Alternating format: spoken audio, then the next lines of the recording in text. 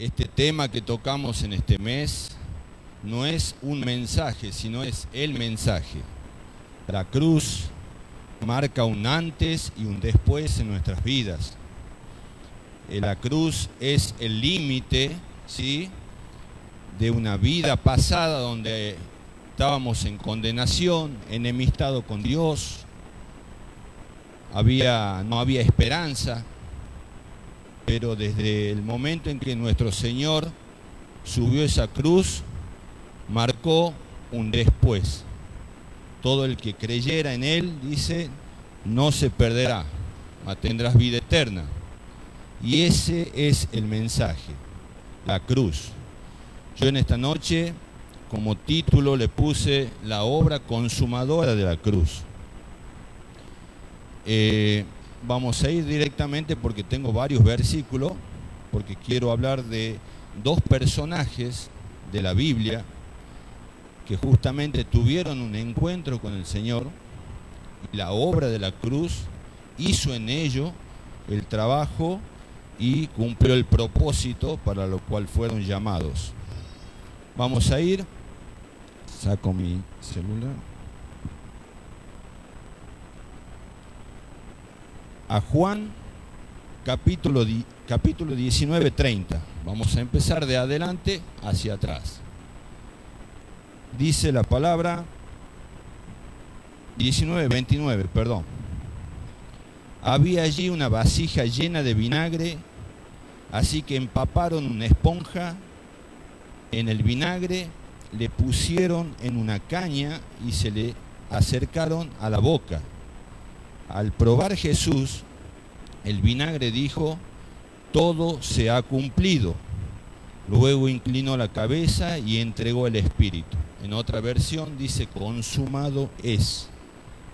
Bien, la palabra consumado, ¿sí?, tiene un significado griego que se dice tetelestai, que quiere decir pagado en su totalidad. No se debe nada. Todo ha sido cargado a mi cuenta, dice el Señor. Toda condenación, toda muerte espiritual, toda enfermedad, todo ha sido cargado a mi cuenta. ¿Por qué le quería traer desde adelante hacia atrás? Porque quería hablar de la vida de Pedro. Ustedes saben que Pedro, el apóstol, antes de ser apóstol fue un discípulo, y yo creo que muchos nos parecemos a Pedro, ¿sí? La Biblia lo describe a Pedro como una persona sin estudio, una persona vehemente, una persona que no tenía problema en sacar una espada y cortarle la oreja a alguien. O sea, era una persona difícil. Pero también vemos que Pedro se le reveló una vez cuando el Señor le preguntaba: ¿y ustedes quién dicen que soy? Y Pedro le contesta: tú eres el Hijo de Dios. Entonces, el mismo Pedro fue que caminó en las aguas, ¿sí? Después dudó y se terminó hundiendo. Ese es el Pedro. Pero más que nada, vamos a ir ahora a Mateo 26, 30. Quería traerlo a este personaje porque me gusta mucho Pedro, cómo el Señor fue trabajando en su vida previo a la cruz, ¿sí?, previo a que tenga realmente esa obra consumadora de la cruz, ¿sí? Dice Mateo 26, 30. Después de Mateo 26, 30. A ver, ahí está, bien. Y cuando hubiere cantado el himno, salieron al monte de los olivos. Sigamos. Esa misma noche les dijo Jesús: a todos ustedes me abandonarán, porque está escrito: heriré al pastor y se dispersarán las ovejas del rebaño. Pero después de que yo resucite, iré delante de ustedes a Galilea. Aunque todos te abandonen, declaró Pedro, yo jamás lo haré. Te aseguro, le contestó Jesús, que esta misma noche, antes de que cante el gallo, me negarás 3 veces. Aunque tenga que morir contigo, insistió Pedro, jamás te negaré. Y los demás discípulos dijeron lo mismo. Bien, ahora vamos a ir en el mismo versículo 69 al 74. Bien, dice, mientras tanto, Pedro estaba sentado afuera en el patio y una criada se le acercó. Tú también estabas con Jesús de Galilea, le dijo. Pero él lo negó delante de todos, diciendo, no sé de qué estás hablando. Luego salió a la puerta, donde otra criada lo vio y dijo a los que estaban allí, este estaba con Jesús de Nazaret. Él lo volvió a negar, jurándoles, a este hombre ni lo conozco. Después se acercaron a Pedro los que estaban allí y le dijeron, seguro que eres uno de ellos.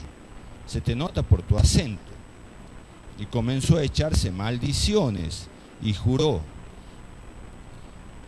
a ese hombre ni lo conozco. En ese instante cantó el gallo. Entonces Pedro se acordó de lo que Jesús había dicho, y antes de que cante el gallo me negarás 3 veces. Y saliendo de allí lloró amargamente. Amén. Esa es la historia de Pedro.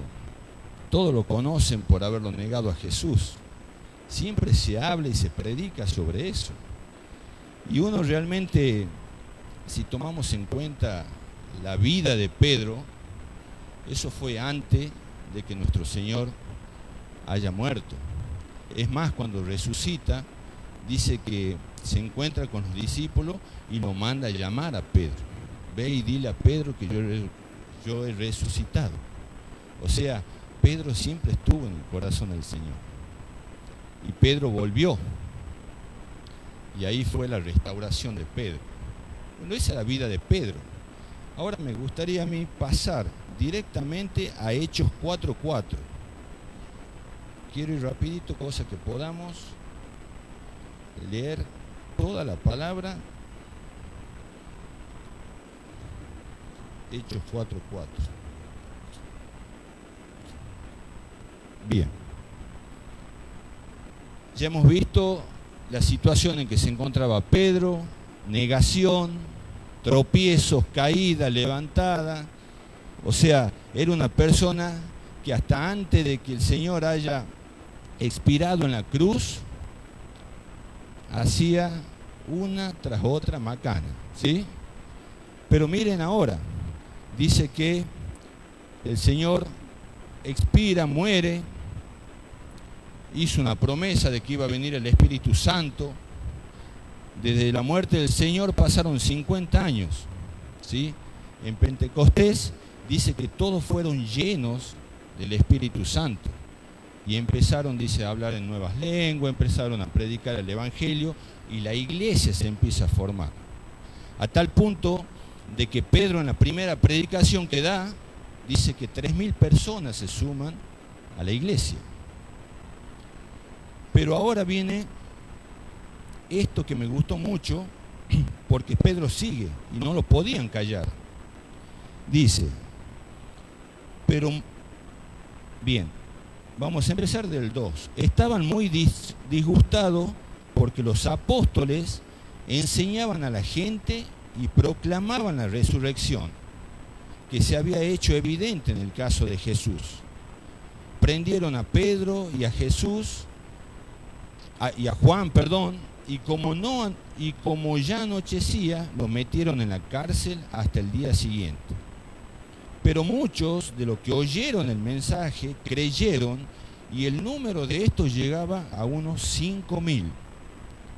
Al día siguiente se reunieron en Jerusalén los gobernantes, los ancianos y los maestros de la ley.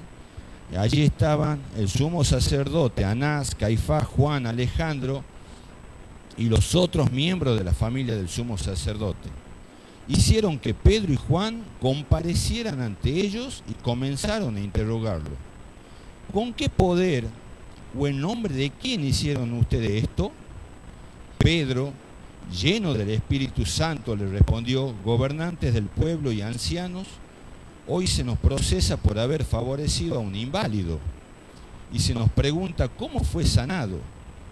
Sepan, pues, todo usted y todo el pueblo de Israel, que este hombre está aquí delante de ustedes, sano, gracias al nombre de... ¿Lo pueden repetir todo o no? De Jesucristo de Nazaret. No es nombre de Juancito, de Pedrito, ni de nadie. En el nombre de Jesús dice que fue sanado ese inválido. Dice: Jesucristo de Nazaret, crucificado por ustedes, pero resucitado por Dios. Jesucristo es la piedra que desecharon ustedes, los constructores, y que ha llegado a ser la piedra angular.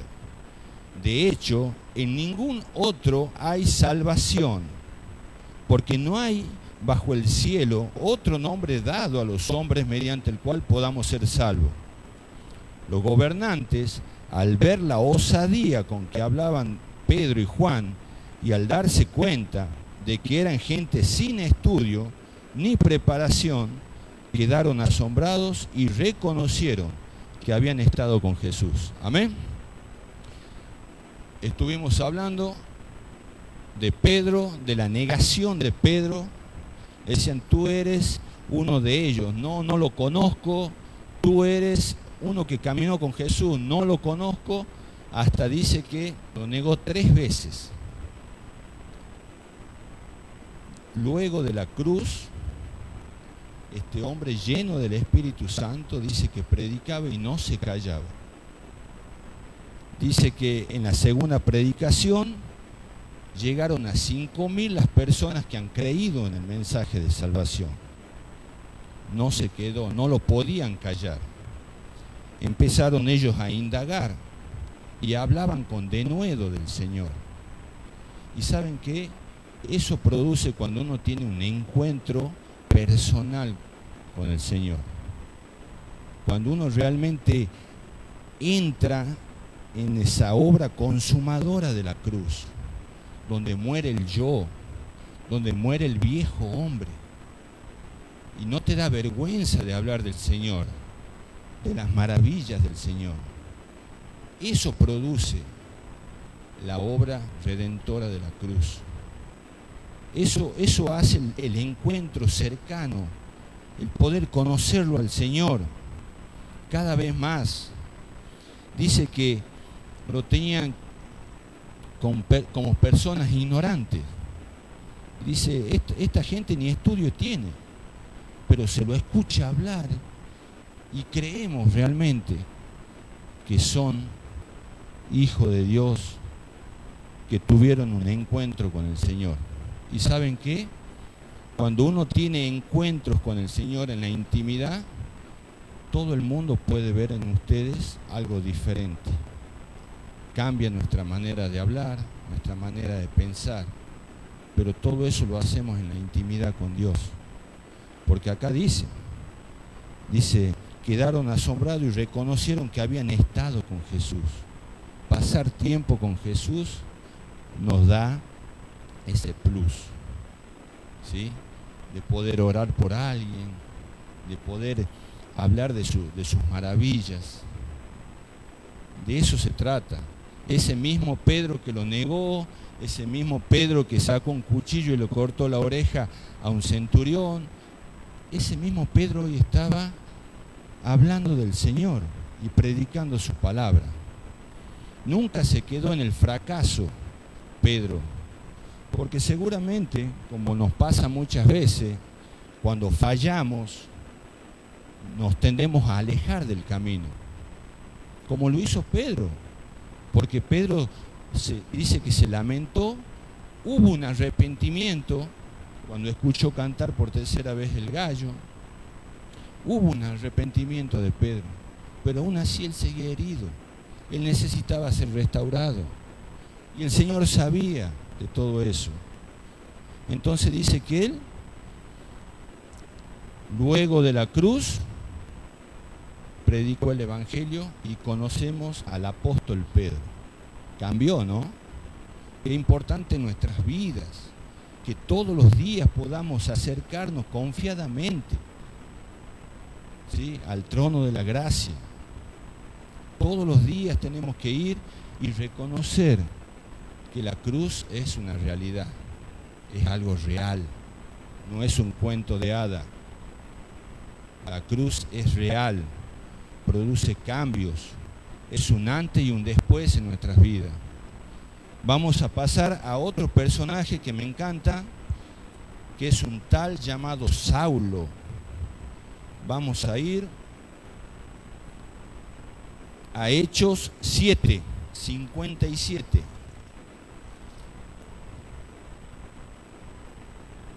¿Estamos? Bien. Dice: entonces ellos, gritando a voz en cuello, se taparon los oídos y todos a una se abalanzaron sobre él. Lo sacaron a empellones fuera de la ciudad y comenzaron a apedrearlo. Los acusadores le encargaron sus mantos a un joven llamado Saulo. Mientras apedreaban a Esteban, oraba: Señor Jesús, decía, recibe mi espíritu. Luego cayó de rodillas y gritó: Señor, no le tomes en cuenta este pecado. Cuando hubo dicho esto, murió. Estamos hablando de Esteban, un mártir, ¿sí? Dice que Saulo estaba y le entregaban la ropa a Saulo. Vamos al 8:1. Hoy vamos a leer bastante, ¿no? Pero vamos haciéndolo rapidito. Dice: y Saulo estaba allí aprobando la muerte de Esteban, ¿sí? Este personaje también, un hombre diferente quizás en cuanto a nivel educativo, como Pedro, pero era un perseguidor de la iglesia. No había tenido aún un encuentro real con el Señor.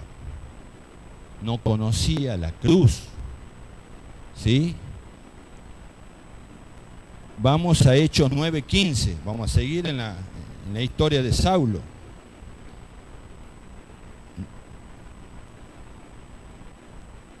A ver, 9:15 o 9:1. Bien, 9:1. Mientras tanto, Saulo, respirando aún amenaza de muerte contra los discípulos del Señor, se presentó al sumo sacerdote y le pidió cartas de extradición para la sinagoga de Damasco. Tenía la intención de encontrar y llevarse presos a Jerusalén a todos los que pertenecieran al camino, fueran hombres o mujeres. En el viaje sucedió que, al acercarse a Damasco, una luz del cielo relampagueó de repente a su alrededor. Él cayó al suelo y oyó una voz que decía: Saulo, Saulo, ¿por qué me persigues? ¿Quién eres, Señor?, preguntó. Soy yo, Jesús, a quien tú persigues, le contestó la voz. Amén. Hasta ahí nomás. Esta es otra historia, que también muy conocida, muy predicada quizá, que también en este caso, este hombre, un perseguidor de la iglesia, un asesino, no conocía realmente la obra consumadora de la cruz. No tenía en cuenta, es más, se negaba a creer. A todos aquellos que predicaban el Evangelio, él se encargaba de meterlo en la cárcel, ultrajarlo, matarlo.